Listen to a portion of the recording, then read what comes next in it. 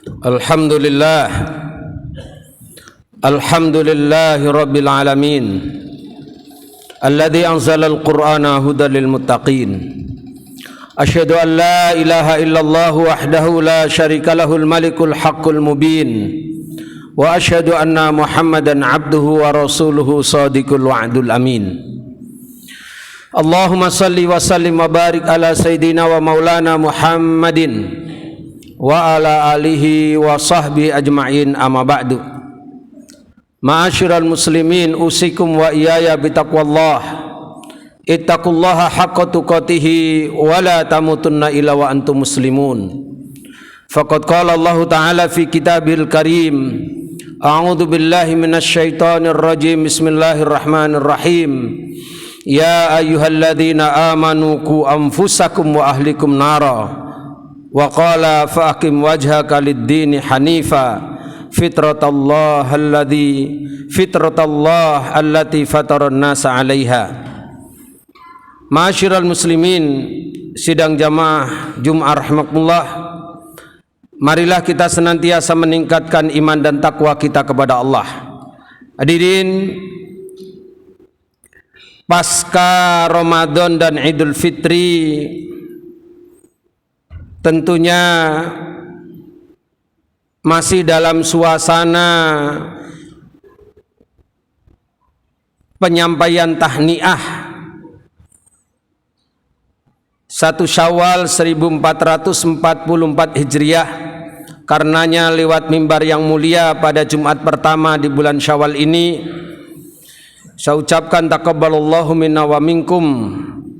Semoga Allah menerima amal ibadah kita semua. Semoga kita semua berjumpa Ramadan selanjutnya dengan lebih baik. Juga semoga kita senantiasa istiqomah di 11 bulan selanjutnya. Dan itulah sebabnya tema khutbah pertama pada Jumat Syawal 1444 Hijriah ini, tema kita adalah kembali fitrah dengan menjaga rutinitas dan kualitas ibadah. Ya, jamaah rahimakumullah, ketika kita bicara tentang momentum Syawal pasca Ramadan dan Idul Fitri, maka tema kembali kepada fitrah harus kita wujudkan dengan menjaga rutinitas kualitas ibadah kita. Jamaah rahimakumullah, ketika kita bicara tentang Ramadan kemudian Syawal, kita tidak boleh alpa, juga tidak boleh lupa bahwa kewajiban ibadah itu tidak terbatas pada momentum, apapun momentumnya. Apa momentum haji ketika sedang di Mekah atau Madinah, termasuk secara umum dan awam, termasuk Ramadan. Jujur jamaah rahimakumullah, biasanya Ramadan itu menjadi bulan ibadah. Yang tidak rajin ke masjid Ramadan kemudian rajin ke masjid. Tidak biasa baca Quran Ramadan kemudian rajin baca Quran. Bahkan yang biasa nggak sholat pun ketika Ramadan kemudian rajin sholat. Dan ini subhanallah, alhamdulillah jamaah rahimakumullah. Dan itulah salah satu keberkahan Ramadan sebagai bulan ibadah. Hanya persoalannya adalah apakah kemudian ibadah itu selesai dengan selesainya Ramadan? Tentunya tidak. Allah menegaskan di dalam surat Ar-Rum ayat 30 tadi, fa'aqim wajhaka lid-dini hanifa fitratallah allati fataran nasa 'alaiha la tabdila li khalqillah dzalikad dinul qayyim walakinna aktsarun nas la ya'lamun. Ya jamaah rahimakumullah, jadi yang namanya istiqomah menghadap Allah, istiqomah dalam beragama, itu harus menjadi fitrah kita sebagai orang yang beriman. Maka ketika kita bicara tentang Ramadan sebagai bulan ibadah, tidak boleh kita akhiri karena selesainya Ramadan. Jamaah, kenapa di dalam surat Al-Baqarah ketika kita bicara tentang puasa kemudian diakhiri dengan firman Allah, walitukabirullah ala ma hadakum wa la'allakum tashkurun. Surat Al-Baqarah ayat 185 itu sebagai ungkapan selesai Ramadan, 1 bulan penuh kita berpuasa, maka kemudian salah satu targetnya adalah la'allakum tashkurun. Bagaimana kita menjadi orang yang bersyukur. Ala ma hadakum, sebagaimana yang Allah jelaskan kepada kita, sebagaimana keagungan hidayah yang Allah berikan kepada kita dengan semangat ibadah sebulan penuh. Maka pasca Ramadan dan Idul Fitri kita harus lebih serius. Kenapa demikian? Ungkapan para ulama, bahkan ini menjadi kaidah di dalam bab ibadah kita, yang namanya salah satu dari tanda ibadah Ramadan kita diterima. Selama Ramadan kita senantiasa berdoa, Allahumma rabbana taqabbal minna sholatana wa siyamana. Bahkan kemudian kita akhiri wa kullu ibadatina wa tamim taksirina birahmatika ya arhamar rahimin. Ini kita ungkapkan, kita selalu ungkapkan, selalu kita panjatkan sebagai doa-doa dalam mengisi amaliyah Ramadan kita.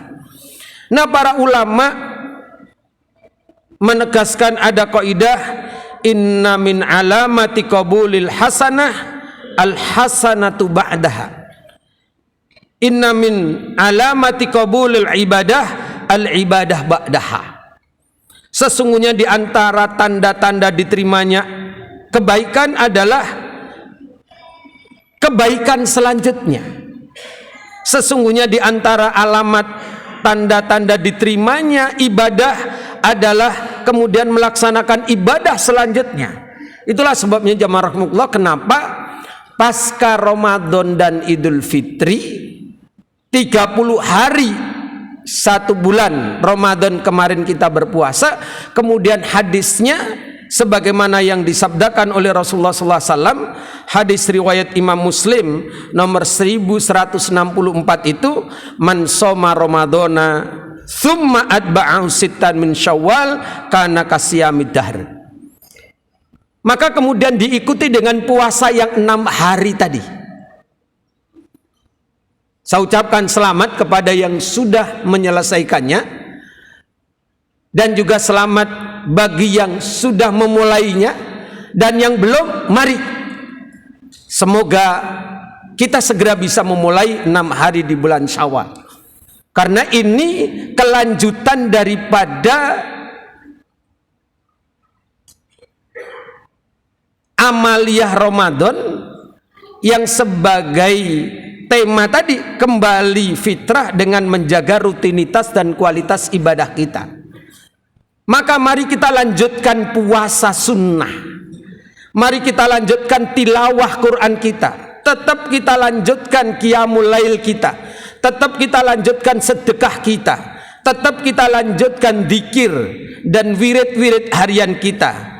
Jangan putus ibadah sampai kita kemudian menghadap Allah Ta'ala. Wa'bud rabbaka hatta ya'tiyakal yakin.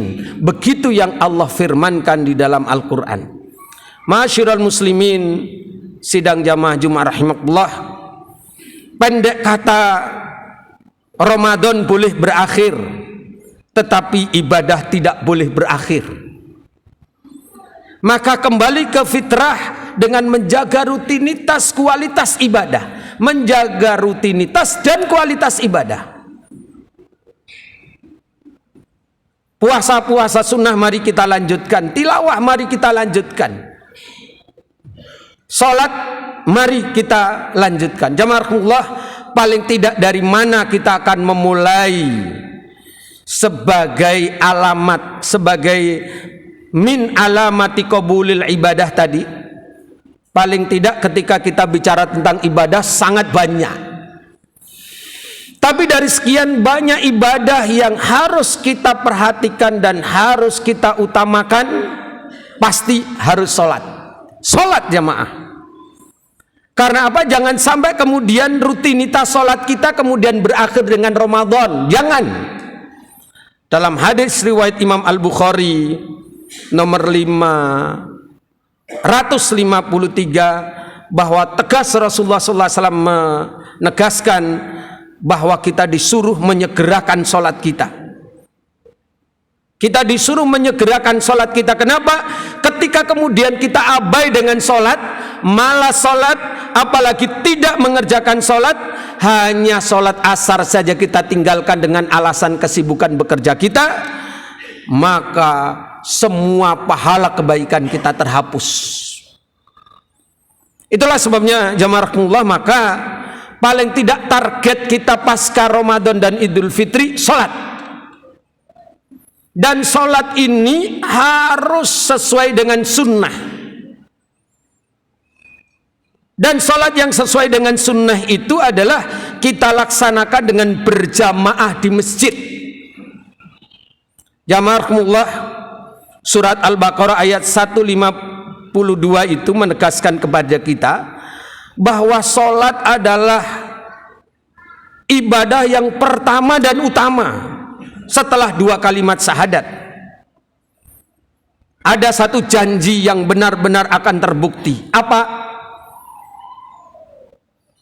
Kalau sholat kita baik, insya Allah kehidupan kita akan baik. Maka mari kita perbaiki sholat kita, maka Allah akan memperbaiki semua kehidupan kita. Maka jamaah rahimakumullah, kita tahu bahwa amal yang pertama nanti dihisab adalah sholat. Kalau ibadah-ibadah kita yang lain kurang, sebagai manusia mungkin punya kekhilafan, sebagai manusia punya kealpaan, ya, tetapi sholat jangan dilupakan. Tidak ada alasan secara syar'i yang membenarkan kemudian kita abai terhadap sholat. Mari kita segera sholat. Ketika waktu tiba, segera sholat. Dan jawabannya, terjemahannya adalah dengan berjamaah. Jamaah rahimakumullah, kita awali dengan Jumatan pastinya. Jumatan jangan telat lagi. Jumatan jangan terlambat lagi. Jamaah rahimakumullah, kita ini kadang-kadang banyak alasan.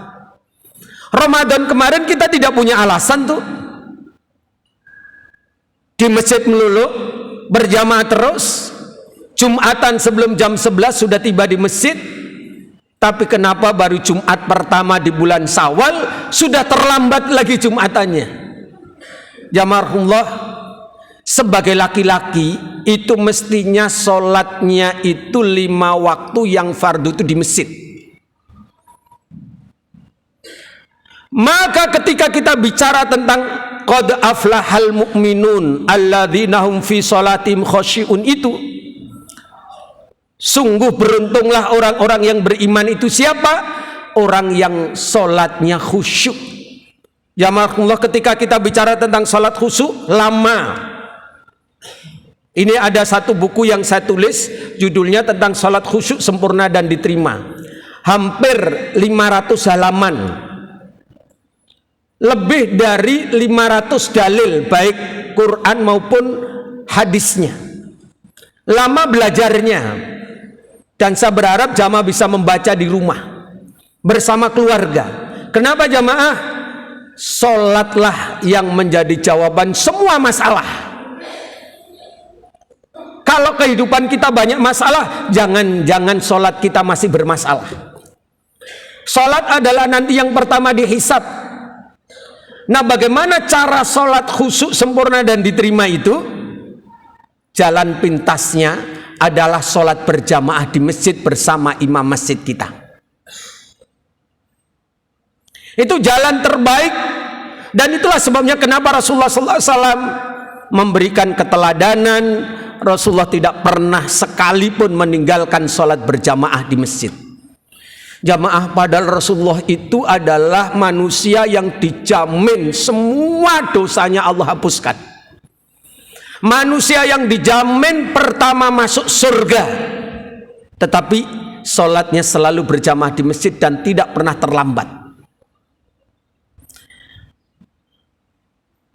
Bahkan pada hari yang kemudian siangnya itu Allah wafatkan, Nabi Allah wafatkan,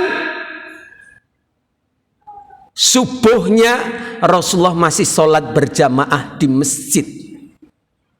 Bagaimana dengan kita jamaah rahmatullah? Itulah sebabnya ketika kemudian kita bicara tentang tema khutbah kembali fitrah dengan menjaga rutinitas dan kualitas ibadah, mari kita mulai dari sholat kita. Kita mulai dari sholat kita berjamaah di masjid. Mari kita berazam sebagaimana kita bisa dalam Ramadan, mari setelah Ramadan kita juga bisa. Inilah yang kemudian dibutuhkan semangat jihad. Jamaahullah, mungkin haji kita yang baru beberapa kali belum sempurna.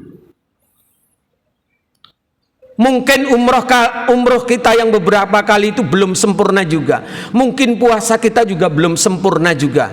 Zakat, infak, sedekah kita juga belum sempurna juga. Minimal sholat kita bisa sempurna diterima.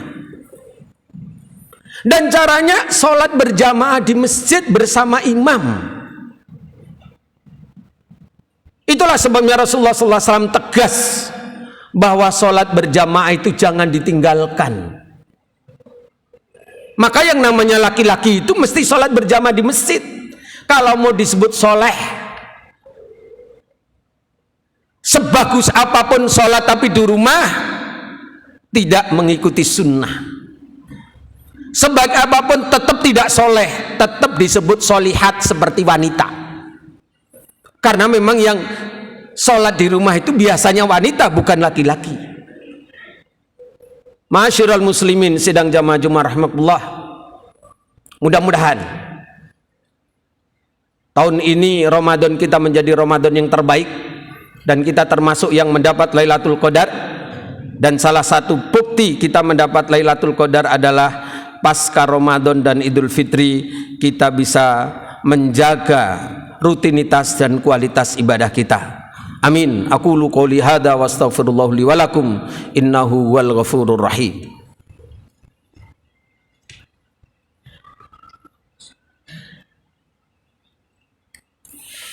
Alhamdulillah, innal hamdalillah hamdan yuafi ni'amahu wa yukafi mazidah. Asyhadu an la ilaha illallah wahdahu la syarikalah wa asyhadu anna Muhammadan abduhu wa rasuluhu la nabiyya ba'dah. Allahumma salli ala rasulina Muhammad bin Abdullah wa ala alihi wa sahbihi wa man tabi'ahu wa walah wa la hawla wa la quwata illa billah. Ma'asyiral muslimin ayyuhal ikhwanu fillah, usikum wa iyaya bi ta'atillahi wa taqwah wa aidu amalan salihan linailis sa'adati wal maghfirati wal jannah. Ma'asyiral muslimin sidang jamaah Jumat rahmatullah, pada khutbah kedua ini saya ingin menyampaikan firman Allah yang ada dalam surat Toha ayat 132, dan ini harus menjadi renungan bagi kita, bahkan nanti bisa ditindaklanjuti di rumah bersama keluarga. Allah berfirman, wa'mur ahlaka bis-shalah wastabir 'alaiha la nas'aluka rizqan nahnu narzuquka wal 'aqibatu littaqwa. Surat Toha surat nomor 20 ayatnya ayat 132. Jamaahumullah, Allah memerintahkan kepada kita wa'mur ahlaka bis-shalah, dan suruhlah keluargamu untuk sholat, dan hendaklah kalian senantiasa selalu bersabar di dalam syariat ini.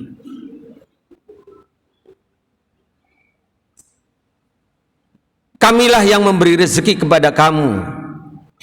Kami tidak menuntut rezeki kepadamu, tetapi kamilah yang memberikan rezeki kepadamu, dan balasan yang terbaik bagi orang-orang yang bertakwa. Jamaahullah, ayat ini oleh para ulama difahamkan untuk kita pahami bahwa nanti ternyata yang pertama dihisab itu sholat. Dan kita sebagai seorang muslim, sebagai seorang laki-laki akan ditanya oleh Allah tentang sholat kita dan sholat keluarga kita. Sebagai suami dari istri kita, kita akan ditanya oleh Allah tentang sholat kita dan sholat istri kita. Sebagai ayah bagi anak-anak kita, kita akan ditanya oleh Allah tentang sholat kita dan sholat anak-anak kita. Jamaah rahimahullah, karenanya ayat ini ketika turun, Rasulullah SAW yang biasa subuh langsung ke masjid menjadi imam, beliau tidak begitu kali itu. Tetapi beliau membangunkan para istri beliau dan juga putri beliau, termasuk menantu dan cucu-cucunya. Bagaimana dengan kita jamaah?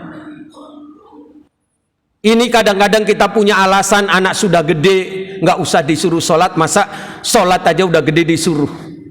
Bahkan kadang-kadang urusan istri, kita juga malas mengingatkannya dengan alasan, ntar kalau diingatkan malah ribut.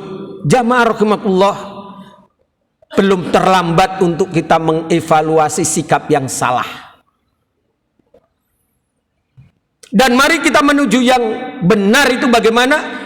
Kita tetap harus mengingatkan istri dan anak-anak kita sebagai pelaksanaan perintah Allah yang ada di dalam surat Toha ayat 132 tadi.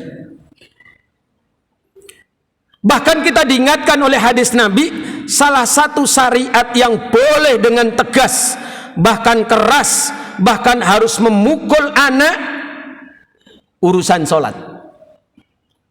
Dalam hadis yang kita sudah hafal itu, bahwa Rasulullah SAW menegaskan, muru auladakum bisalah wahum abna'u sab'i sinin wadribuhum alaiha wahum abna'u asr. Nabi menegaskan, perintahkan anak-anak kalian untuk melakukan sholat saat usia mereka 7 tahun dan pukullah saat usia 10 tahun apabila diabai. Apa maksudnya?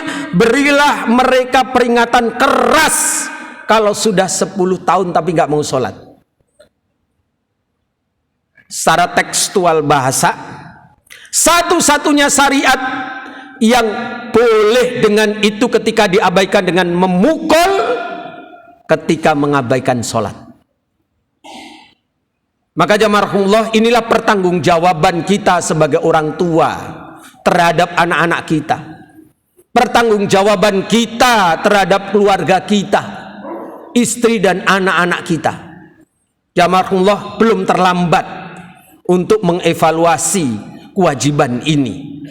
Jamaah bisa baca buku ini di rumah bersama keluarga.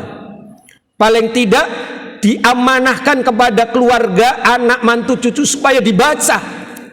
Sehingga kalau nanti di akhirat kita ditanya oleh Allah tentang bab ini, paling tidak kita sudah bisa punya salah satu alasan untuk kemudian kita bisa menjawabnya. Kalau tidak, jamaah rahmatullah, urusan sholat ini adalah amal yang pertama dihisab. Amal yang pertama sebelum ibadah yang lain, dan Nabi menegaskan kalau sholat kita baik, ibadah yang lain semoga terbantu. Tapi kalau ibadah sholatnya nggak baik, Nabi mengatakan faqad khaba wa khosara, kita akan menyesal dan merugi. Itulah sebabnya kenapa di dalam kitab ini ada hadis yang panjang. Kenapa Rasulullah SAW ketika melihat ada sahabat yang sholat dan menurut Rasulullah SAW itu sholatnya salah, Nabi katakan kembalilah sholat karena kamu tadi belum sholat. Sholat lagi, Nabi tetap katakan kembalilah lagi karena kamu tadi belum sholat. Sampai 3 kali sholat, Nabi tetap katakan irji fasolli fa innaka lam tusolli, kembalilah sholat karena kamu tadi belum sholat. Jamaah rahimahullah, sholat adalah rukun Islam yang kedua. Sholat adalah amal ibadah yang pertama dihisab. Sholat adalah sebagai barometer semua amal ibadah baik atau tidak. Sholat adalah sebagai barometer apakah seseorang nanti masuk neraka atau masuk surga. Begitulah yang Allah tegaskan dalam surat Al-Muddathir itu, ma salakakum fi saqar qalu lam nakum minal musallin. Kenapa mereka masuk neraka? Karena mereka tidak sholat. Tidak sholat karena memang enggan, abai tidak menjalankannya, atau melaksanakan tetapi sejatinya nilainya sama dengan tidak sholat. Sebagaimana yang Rasulullah SAW tegaskan, ulangi karena kamu tadi belum sholat kepada salah seorang sahabat tercinta beliau tadi. Jamaahkumullah, marilah kita berdoa. Mudah-mudahan Allah SWT memberikan hidayah dan petunjuk kepada kita bersama. Anak-anak kita menjadi anak yang soleh-solehah semuanya. Dan mudah-mudahan Allah selamatkan kita dari jilatan api neraka, dan mudah-mudahan kita masuk surga bersama keluarga. Amin. Innallaha wa malaikatahu yusholluna 'alan nabi ya ayyuhalladzina amanu shallu 'alaihi wa sallimu taslima. Allahumma shalli ala Muhammad wa ala ali Muhammad kama shallaita ala Ibrahim wa ala ali Ibrahim innaka Hamidum Majid. Allahumma ighfir lil muslimina wal muslimat. Allahumma ighfir lil mu'minina wal mu'minat. Allahumma ighfir lana wa liwalidayna warhamhuma kama rabbawna shighara. Allahumma a'inna ala dzikrika wa syukrika wa husni ibadatika. Allahumma inna nas'aluka ilman nafi'a wa rizqan thayyiba wa amalan mutaqabbala. Rabbana hab lana min azwajina wa dhurriyyatina qurrata a'yun waj'alna lil muttaqina imama. Rabbi ja'alna muqimas shalah wa min dhurriyyatina rabbana wa taqabbal du'a. Rabbi ja'alna muqimas shalah wa min dhurriyyatina rabbana wa taqabbal du'a. Allahumma rabbana taqabbal minna salatana wa siyamana wa qiyamana wa takhushu'ana wa tadarru'ana wa ta'abudana wa tamim taksirina birahmatika ya arhamar rahimin. Allahumma inna nas'aluka al-'afwa wal 'afiyah wa nas'aluka tamamal 'afiyah wa nas'aluka syukra 'alal 'afiyah wa nas'aluka dawama 'alal 'afiyah. Allahumma rabbana atina fid dunya hasanah wa fil akhirati hasanah wa qina adzabannar. Walhamdulillahi rabbil alamin. Ibadallah, innallaha ya'muru bil 'adli wal ihsan wa ita'i dzil qurba yanha 'anil fahsya'i wal munkari wal baghi ya'idukum la'allakum tadhakkarun wa la dzikrullahi akbar.